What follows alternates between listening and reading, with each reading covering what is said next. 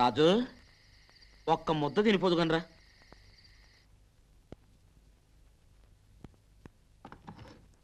ఇక్కడే కూర్చోవచ్చు. వద్దమ్మా, నేను అక్కడికి వెళ్ళి కూర్చొని తింటాను. నాన్నగారి బట్టలు ఇచ్చింది నాన్నగారి సీట్లో కూర్చోడానికి.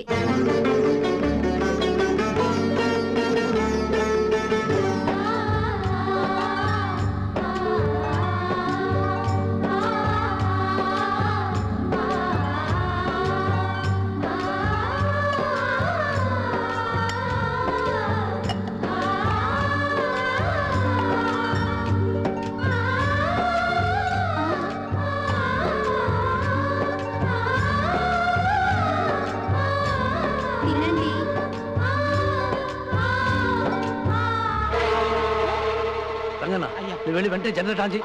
ఏమండి పిల్లలు జాగ్రత్త.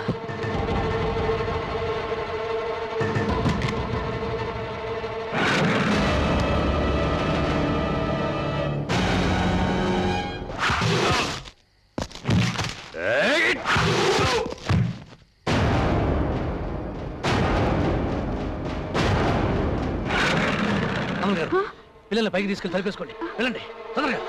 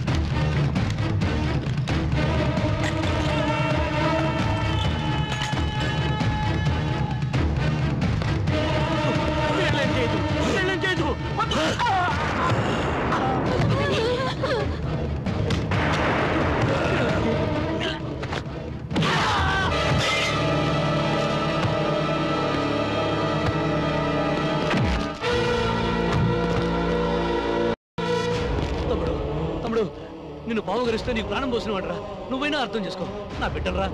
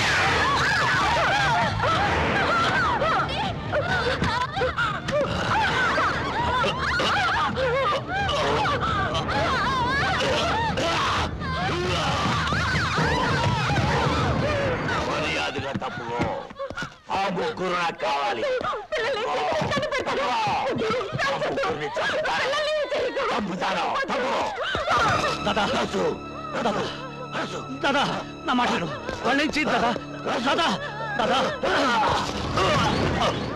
నన్ను కాల్చి వాళ్ళేం చేయద్దు వద్దాదా. రాజు నాకు కావలసింది వాడి కూతుళ్ళ ప్రాణాలు. అందులో నీ కూతురు ఎవరో చెప్పు, దాన్ని వదిలేసి వాళ్ళని చంపుతా. దాదా ఆ ముగ్గురు నా బిడ్డలేదు దాదా. దాదా వాళ్ళేం చేయద్దు. రాజు తప్పుకోరా. దాదా వద్దు దాదా. దాదా నా మాట విని దాదా.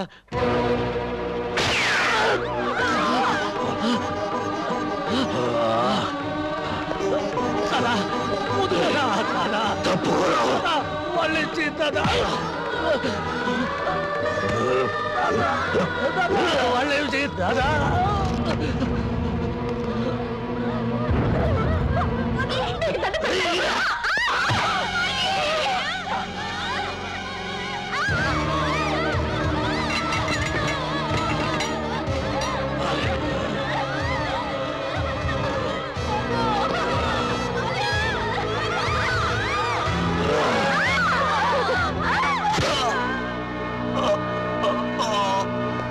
దాదా దాదా దాదా దాదా దాదా క్షమించు దాదా. దాదా దాదా దాదా.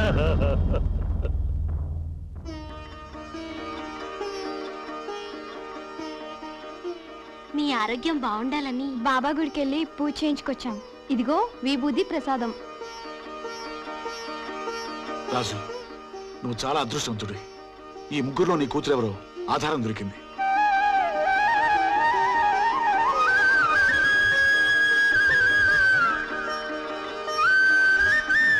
రికార్డ్స్ ప్రకారం ఈ ముగ్గురులో నీ బిడ్డ. వద్దు సార్ చెప్పొద్దు. ఒక రహస్యం మన కడుపులో ఉన్నంతకాలం అది మనకు బానిస.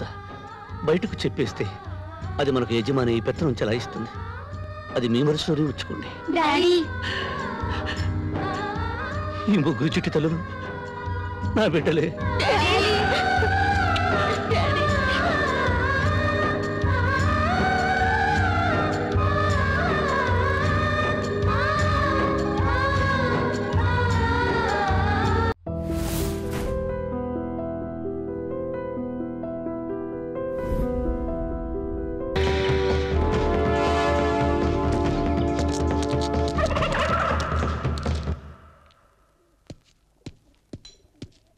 అన్నా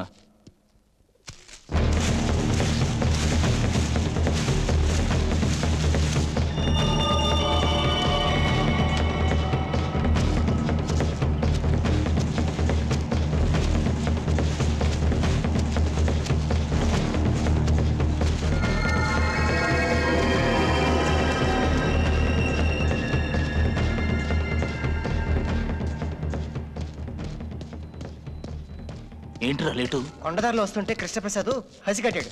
అతనికి దారి మళ్ళీ వచ్చేసరికి ఇంత లేట్ అయింది దాదా. వాడిది పోలీస్ బుద్ధి. తప్పకుండా నిన్ను ఫాలో అయి ఉంటాడు. మస్తాన్ వెళ్ళిపో వెళ్ళిపో. రాజు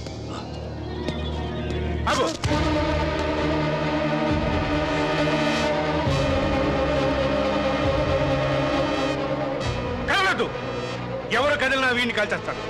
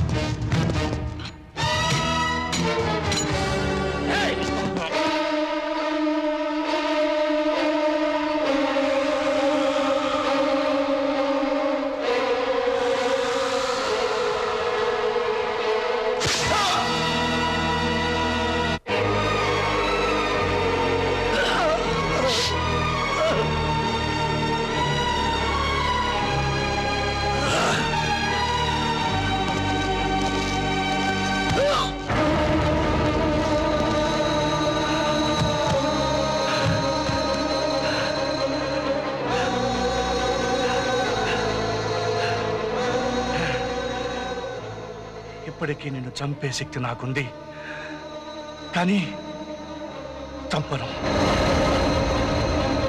కారణం నా ముగ్గురు పిల్లల్లో ఒకరు నీ కూతురు.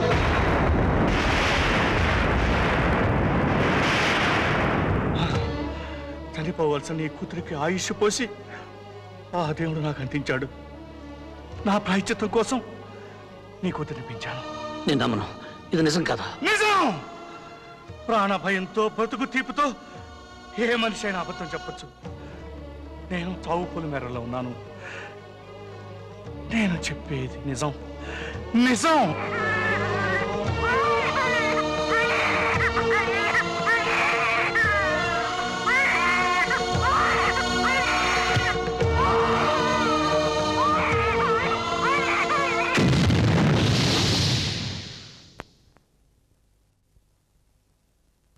హాస్పిటల్ రికార్డ్ చూసుకో.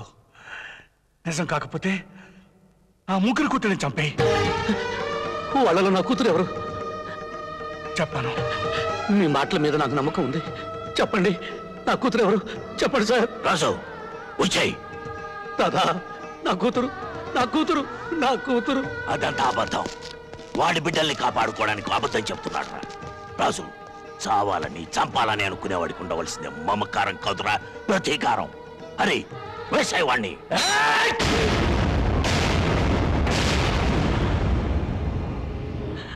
నాకు నాకు నా కూతురు కావాలి రాజు.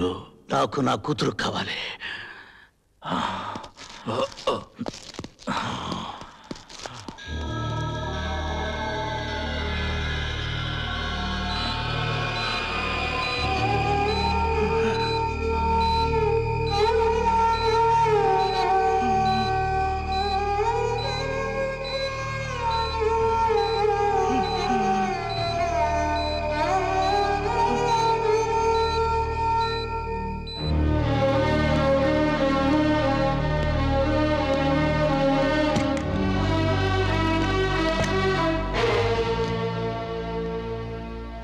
నువ్వు రాజు.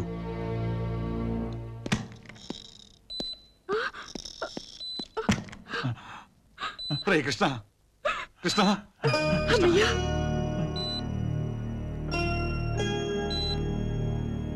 రే కృష్ణ. ఇది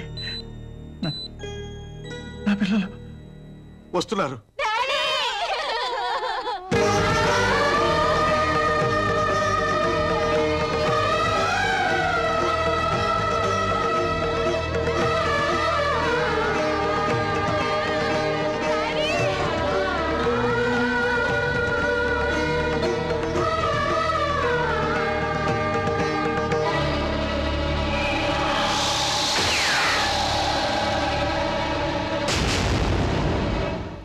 హత్యా ప్రయత్నం చేసింది శంకర్ దాదా ముఠాయే కదూ? అందులో రాజును కలపొద్దు. ఎన్నాళ్ళు ఆ మనసులో దాచుకున్న నిజాన్ని రాజుకు చెప్పాను. ఇప్పుడు మీకు చెప్తున్నాను. నా ముగ్గురు పిల్లల్లో ఒక పాప నా కూతురు కాదు, రాజు కూతురు. రాజు కూతురు? అందులో ఎవరు? చెప్పను. మీరు తెలుసుకోవడానికి ప్రయత్నం చేయవద్దు. పిల్లల్ని, రాజుని లోపలికి పిలిపించు. కమలా,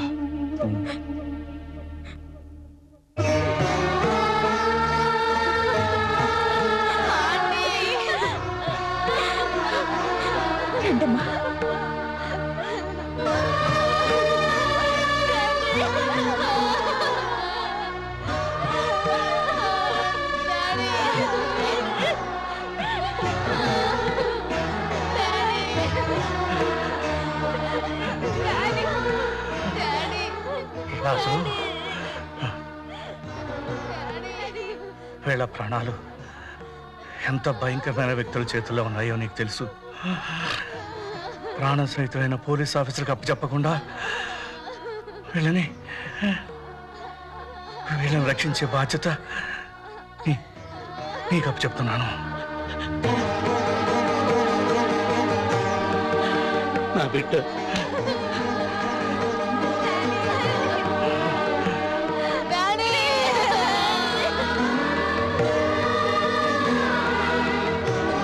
వీళ్ళ ముగ్గురిని నీ బిడ్డలా చూసుకో.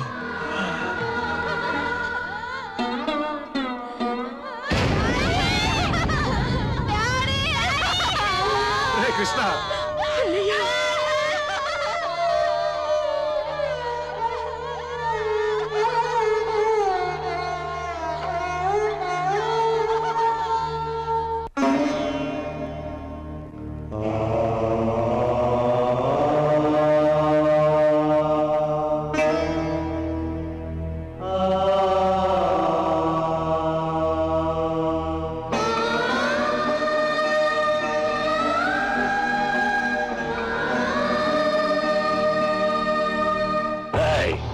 ఎన్నాళ్ళుంటారు, ఎందుకు వచ్చారు లాంటి ప్రశ్నలు వేస్తే చంపేస్తాను. ఆల్రెడీ కృష్ణప్రసాదం చంపేశాం, వాడి కూతురు మాత్రం తప్పించుకున్నారు. 4 రోజులు నీ ఇంట్లోనే ఉంటాం. లేదన్నావా? అలాగే.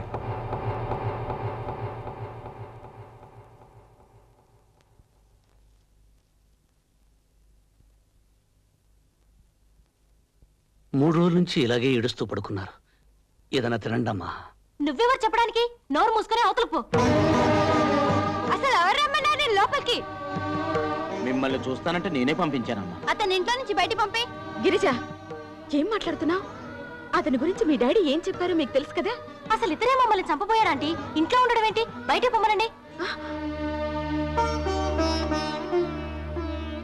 బాధపడకు రాజు.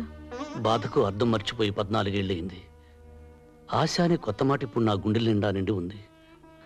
నా కళ్ళు ఆశగా వెతుకుతున్నది 14 ఏళ్ల క్రితం ఆరిపోయిందనుకున్న నా జ్యోతిని చూడాలని. రాజు, పిల్లలు చాలా మంచోళ్ళు.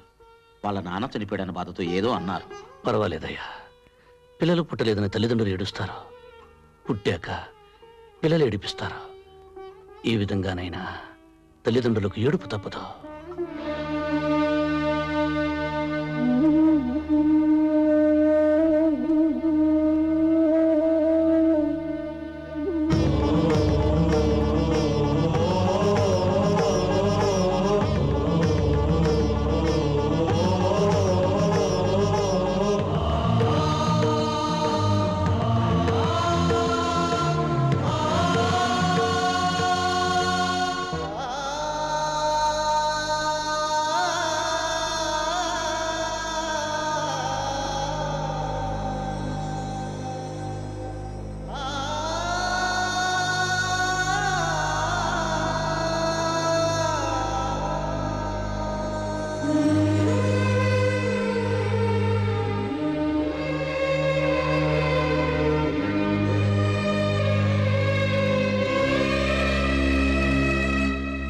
రాజు, రా భోంచేద్దు గాని. కూర్చో. రంగన్న, కుక్కను తీసుకొచ్చి టేబుల్ దగ్గర కూర్చోబెడతావేంటి? అతను ఆ కుర్చీలో కూర్చుంటే ఆ కుర్చీని ముక్కలు చేసి పొయ్యిలో పెడతాం. వద్దమ్మా, మీరు ఇక్కడే కూర్చొని తినండి. నీళ్ళల్లో పడవ ఉండాలి గాని పడవలో నీళ్లు ఉండకూడదమ్మా. నిజం, నేను కుక్కనే.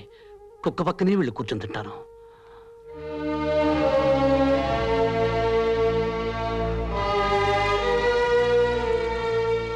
కమలా, నేను బయలుదేరుతున్నాను. పిల్లల్ని జాగ్రత్తగా చూసుకో. అలాగేనండి. మీరు ఇంట్లోనే ఉండనమ్మా. ఎలా అంకుల్?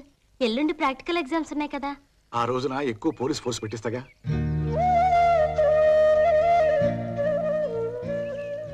రాజుని వెనకండమ్మా.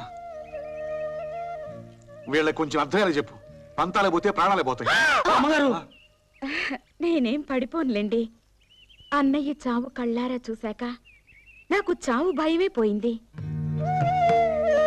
రాజు, నువ్వు ఉన్నావన్న ధైర్యంతో వెళుతున్నాను. వెళ్ళిరండి సార్. జైలు నుంచి వీళ్ళని చంపాలని వచ్చాను, కానీ ఇప్పుడు బ్రతకాలని, వాళ్ళను బ్రతికించాలని ఉంది. పిల్లల ఆవేశంలో ఏదో అన్నారని కోపం తెచ్చుకోవద్దు. వాళ్ళు కరెక్ట్గానే అన్నారు సార్. ఇన్ని వేల మృగాల్లో విశ్వాసం ఉన్నది కుక్కకే.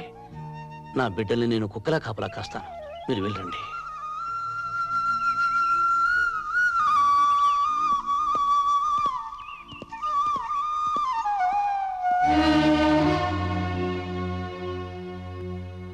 మరి ఇంత ప్రేమ పెంచుకున్నావేంటయ్యా? ప్రాణం పోసుకున్న 10 నెలల వరకు అమ్మకుడిపై ప్రపంచం అనుకున్న మనిషి పుట్టాక ఈ ప్రపంచం మొత్తం చాలదంటాడు. కానీ ఇప్పుడు నాకు వాళ్ళు ముగ్గురే ప్రపంచం. కుక్కలు లేని చోట, ఫోన్లు లేని చోట బతకగలం గాని నీలాంటి మంచులు లేని చోట మాత్రం బతకలేం రాజు.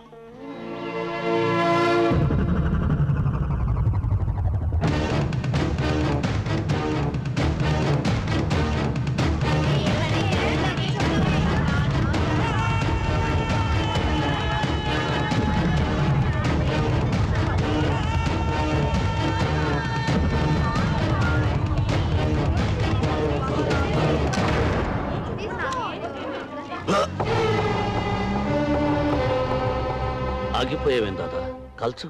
నువ్వు నా బిడ్డవి గనక ఆగిపోయాను. అందులో నా బిడ్డుంది గనక నేను రక్షించుకున్నాను. చచ్చిన ఆ కృష్ణప్రసాద్ మేధావిరా. వాడి కూతుళ్ళని కాపాడుకోవడం కోసం నిన్నిలా నమ్మించాడు. నిజానికి వాళ్లలో నీ కూతురు లేదురా. చనిపోయేవాడు చనిపోతూ బ్రతికించేది ఒక్క నిజాన్ని.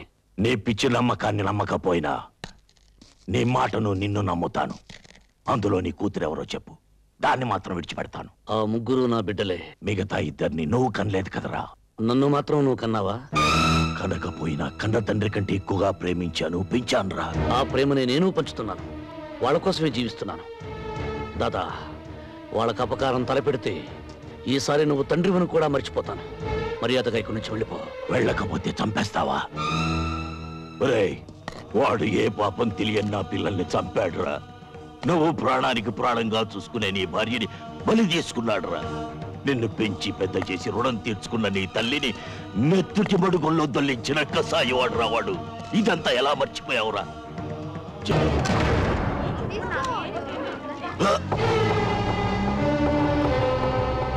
ఆగిపోయావేం దాదా?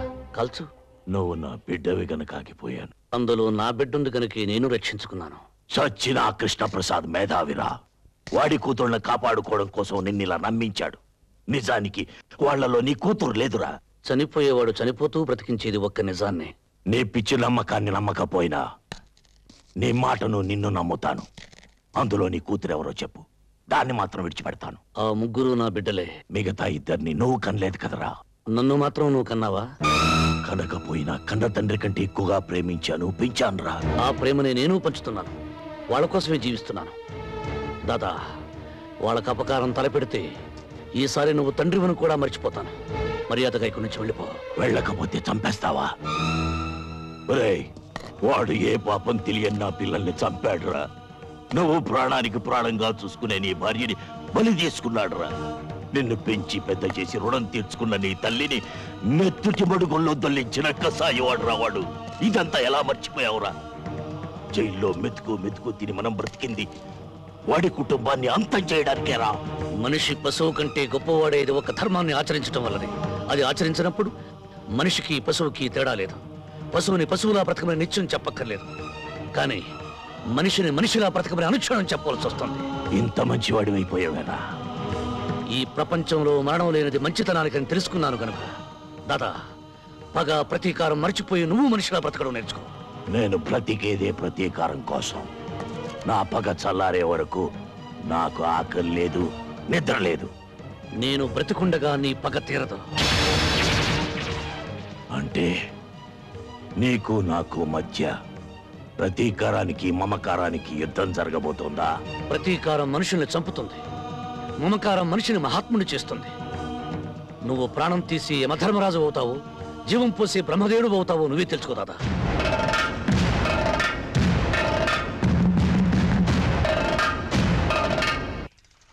రేయ్, ఆగరా.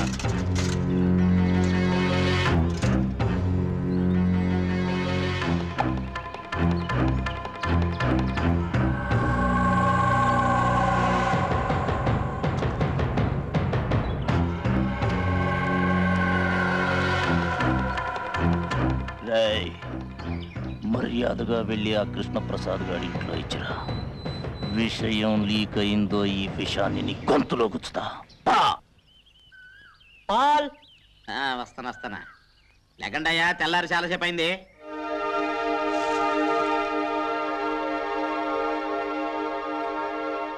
ఒరే రాకీ జాకీ, మీకు బెడ్ మిల్క్ తెస్తున్నారా? బెడ్ మిల్క్ తాగండి తాగండి తాగండి.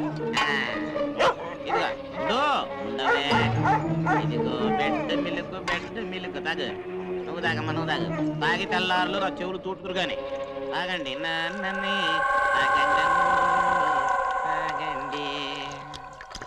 జీతాలు తీసుకునే వాళ్ళేమో దున్నపోతుల్లాగా పడుకున్నారు. కంటి మీద కుణుకు లేకుండా కాపలాగా నిన్నేమో వాళ్ళు ఇంకా ఖైదీగానే చూస్తున్నారు. ఖైదీనే, నేనే కాదు, ప్రతి మనిషి ఖైదీనే.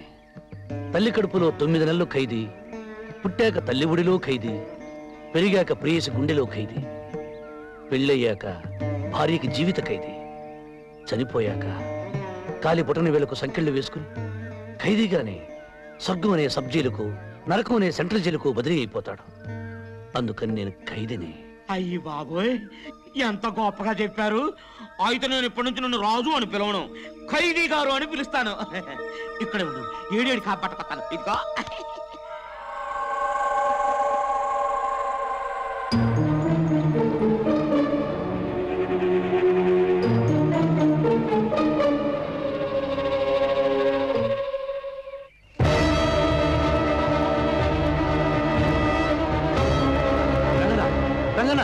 ఇందాక తెచ్చిన పాలేవి పొయ్యి మీద పెట్టాను బాబు. ఏమ్మా, ఆ పాలు తాగద్దు, అందులో విషం కలిపారు. ఓహో, ఇలా నాటకవాడి సింపతి కొట్టేయాలని చూస్తున్నావా? కాదమ్మా, నిజంగానే విషం కలిపారు. ఆ పాలు కుక్క తాగచ్చాను. కుక్క తాగడం ఏంటి? నేను తాగుతాను. వద్దమ్మా, నా మాట విను, వద్దు వద్దు.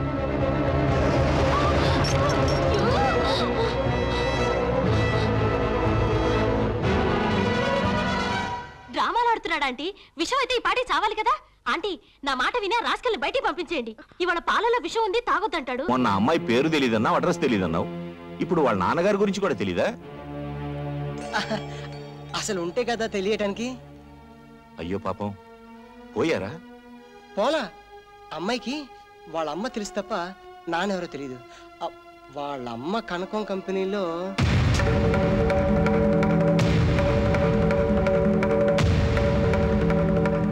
వాడు చెప్పింది నిజమా? నిజం. అలాంటి పిల్లని ఇంటి కోడలిగా తేవాలని చూస్తున్నావా? చెడగొట్టబడిన తల్లికి కూతురు కావచ్చు, కానీ తను చెడిపోలేదు దాదా. హంతకుల కడుపున పుట్టి ఐపీఎస్ ఆఫీసర్లు అయిన వాళ్ళు ఉన్నారు. అవినీతిలో అరెస్ట్ అయిన వాళ్ళ కడుపున ఐఏఎస్లు పుట్టారు. వాళ్ళంతా వాళ్ళ కొడుకుల రక్తంలోకి ఇంజెక్షన్ ఇవ్వలేదే. రేపు నీ కోడలు ఎక్కడి నుంచి వచ్చిందని ఎవరిని అడిగితే? దాదా, నీ కోపం వచ్చిందేమో కానీ నేను ధర్మమే మాట్లాడుతున్నాను. మనం గాంధీ గారిలా రత్నాలు వడకల, నెహ్రూ గారిలా తెల్లపావురాలు ఎగరవేలా, రఘుపతి రాఘవ రాజారావు అనే భజనలు చేయటంలే కూలీలు చేసుకుని బతుకుతున్నా. మాఫియా అనే పురి మీద స్వారీ చేస్తూ ఎప్పుడు తింటుందో నేను ఎదురు చూస్తున్నా. నేను ఆ అమ్మాయిని పెళ్లి చేసుకుంటానంటే ఎగిరి గంతే లేదు. నాకు మొగుడు దొరికాడు చాలేని నా చిటికిన వేలు పట్టుకుని పరిగెత్తుకు రాలేదు. నువ్వు స్మగ్లింగ్ వృత్తిని మానేస్తే నేను నీతో జీవితాన్ని పంచుకుంటానని చెప్పింది. అందుకే ఈ వృత్తిని మానేస్తానని ప్రమాణం చేసి వచ్చాను. చూసావా పార్వతి, నీ కొడుకు ఎదిగిపోయాడనుకున్నాను, కానీ ఇంతగా ఎదిగాడనుకోలేదు. ఒరేయ్, నిన్నెప్పుడు నా కుడి పక్కనే నిలబడమంటాను. ఎందుకో తెలుసా? నువ్వు నా కుడి భుజానివని. ఈరోజు ఆ భుజం విరిగిపోయిందనుకుంటాను. నీకు అమ్మాయే కావాలనుకుంటే వెళ్ళిపో, కానీ నేను వల్లకాటికి వెళ్ళిపోయాక నా శవాన్ని చూడటానికి కూడా రాకూడదు. దాదా,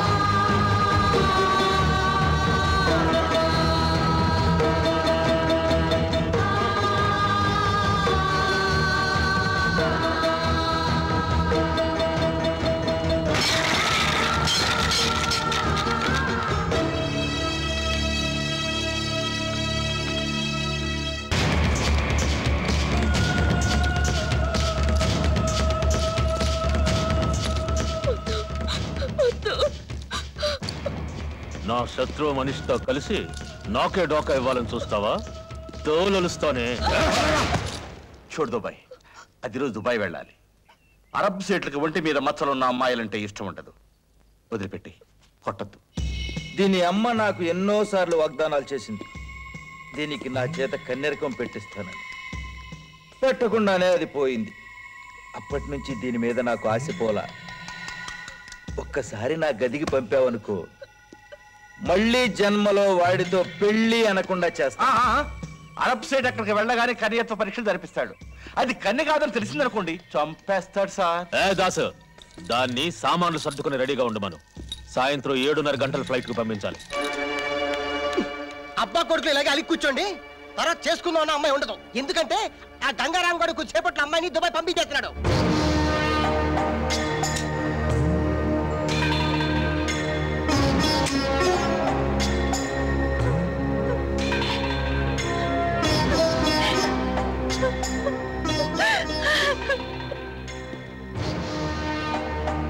చేసుకోబోయే పిల్ల జీవితం నాశనం అయిపోతుంటే అలా తల వంచుకుని నిలబడతాడేంటి?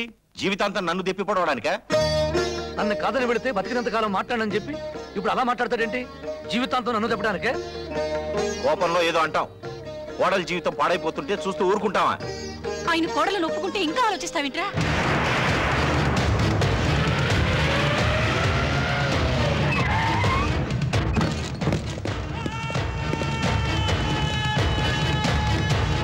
ఇంకా ఆలోచిస్తావేంట్రా?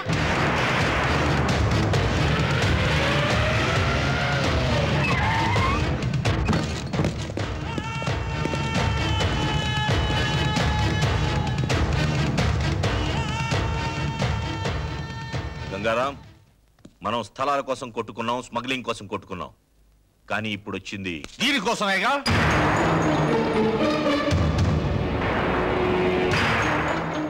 దీని అమ్మ ఇదే కంపెనీలో 25 ఏళ్లుగా పడుపుృతి చేసి రోగాలతో చచ్చిపోయింది. ఇది నాకే పుట్టుంటుందన్న నమ్మకంతో నన్ను నాన్న అని పిలిపించింది. కనుక దీని మీద హక్కులు నాకే ఉన్నాయి. అమ్ముకోటానికే?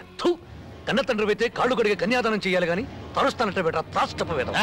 నీకు నాకు ఏం తేడా ఉందని నా కూతుర్ని ఇవ్వమంటావు? నీకు నాకు పెళ్లి కొడుక్కి పెద్ద బ్రోకర్కి ఉన్న తేడా ఉంది. ముందు అమ్మాయి నాతో పంపించు. ఏంటి నా పంపేది? నా వెనుక రాజకీయ బలం ఉంది, నన్నెవ్వరేం చేయలేరు. ఈ ప్రపంచంలో అతి ప్రాచీన వృత్తి వ్యభిచారం, రెండోది రాజకీయం. కానీ ఇప్పుడు ఆ రెండింటికి తేడా లేకుండా పోయింది. ఈ మాట నాది కాదురా, ఒకప్పటి అమెరికా అధ్యక్షుడు రొనాల్డ్ రేగన్ది. మర్యాదగా అమ్మాయిని పంపిస్తావా లేక నన్నే తీసుకెళ్ళమంటావా? రాజు, ఒరే గంగారాం, పిల్లని ఇస్తావా, నీ ప్రాణం ఇస్తావా? దానికోసం చావడమో చంపడమో నాకు ఇష్టం లేదు. కానీ ఒకటి మాత్రం గుర్తుపెట్టుకోండి, ఈ రోజు దౌర్జన్యంగా రాజ్యాన్ని తీసుకెళ్తే నష్టపోయేది మీరే. నష్టమైనా కష్టమైనా నమ్మిన ఆడపిల్ల చెయ్యందుకోవడం కోసం ప్రాణం తీయడమే కాదు, ప్రాణాలు ఇవ్వడానికి కూడా సిద్ధంగా ఉన్నా.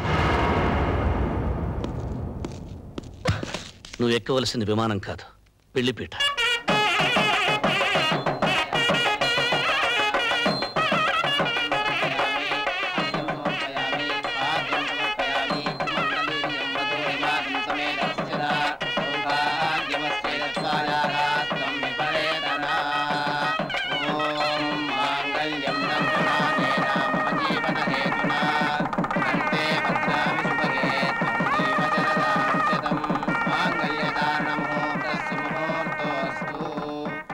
అరుంధతి నక్షత్రాన్ని చూదురుగా లేవండి. చూడాల్సింది అరుంధతి నక్షత్రాన్ని కాదు, అనురాగాన్ని పంచిన అమ్మని, జీవితాన్ని ఇచ్చిన నాన్నని. రాజ్యం రా. ఆగండి మావయ్య. భర్తకు కట్నం ఇచ్చుకోలేని ఈ కోడలు మిమ్మల్ని ఇప్పుడు ఒక కట్నం అడగాలనుకుంటోంది. ఇస్తారా? నా పంచ ప్రాణాలతో సహా ఏదడిగినా ఇస్తానమ్మా. మీరు ఆశీర్వదించేటప్పుడు ఈ పెళ్లి బట్టలతోనే ఊరు విడిచి వెళ్ళిపోవాలని మమ్మల్ని ఆశీర్వదించండి.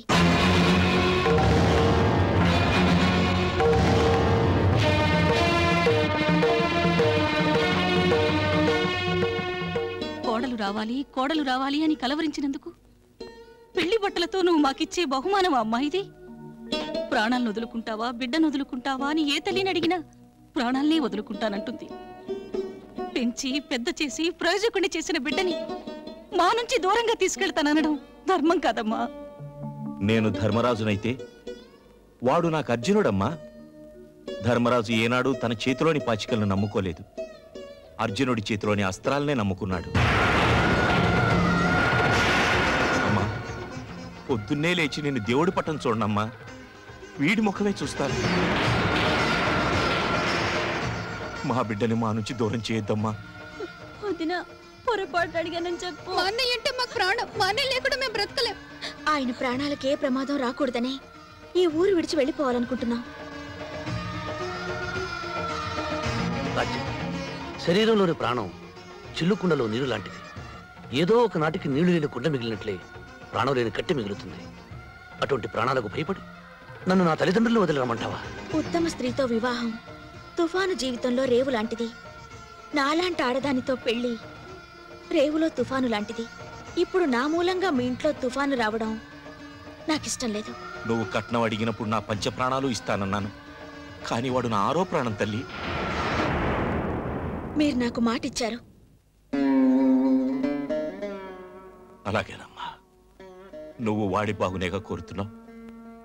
అలాగే వెళ్ళండి, మా నీడ పడనంత దూరం వెళ్ళండి. వెళ్ళిపోండి. బాబు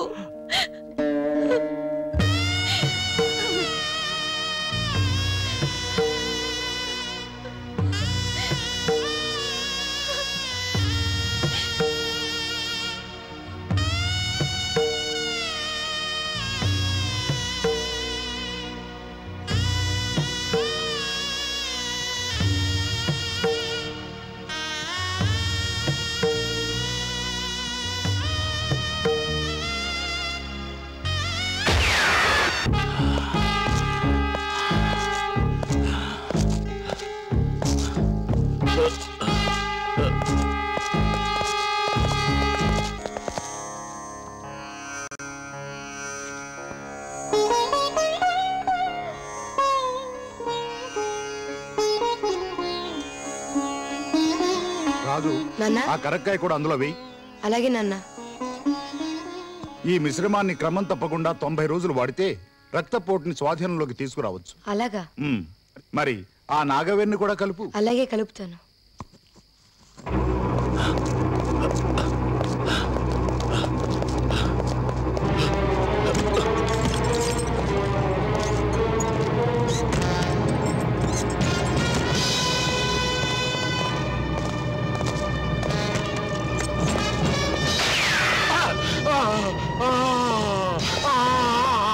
నాన్న నాన్న నాన్న నాన్న నాన్న లోనకు వచ్చినా డాడీ? ఎవరు రాలేదు. వీడెవరు? మా నాన్న మీరే చెప్పారు. మా నాన్న మీరే చెప్పారు. నాన్న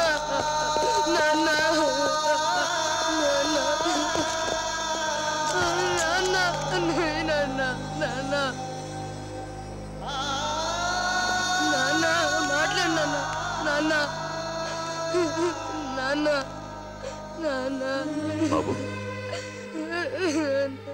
బాబు, నా వల్లే మీ నాన్న చనిపోయారు. నన్ను పోలీసులకు ఎందుకు పట్టివ్వలేదు? సహాయం కోసం ఎవరు మన ఇంటి గడప తొక్కిన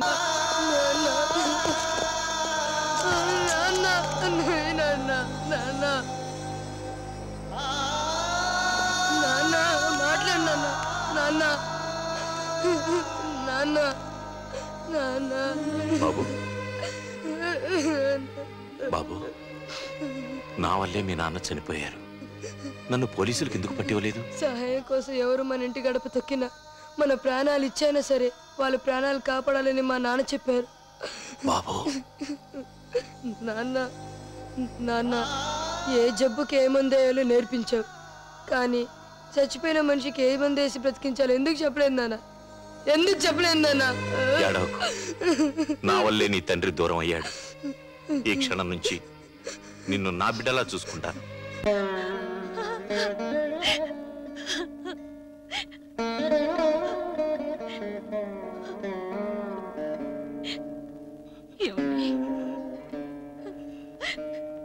పార్వతి, భగవంతుడు వాడితో మనకింతవరకు అనుబంధం ఇచ్చాడు. జీవితంలోకి అదృష్టం వచ్చి వెళ్ళిపోయినట్టుగా వాడు వచ్చి వెళ్ళిపోయాడు.